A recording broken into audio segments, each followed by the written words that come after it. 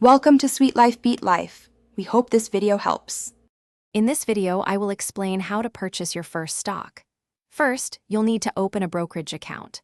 Research different online brokers to find one that suits your needs, considering fees and investment options. Complete their application, providing personal and financial information. Once approved, you can link your bank account to fund it, often with a minimum deposit of a few $100s. Next, it's time to research potential stocks.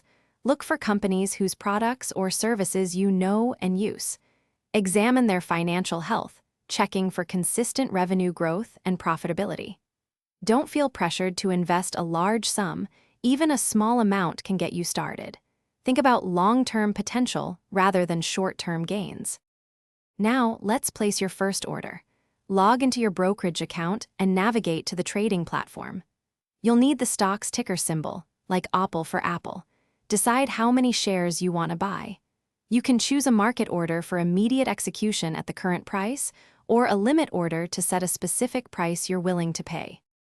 After purchasing, it's important to monitor your investment. Keep an eye on its performance within your brokerage account.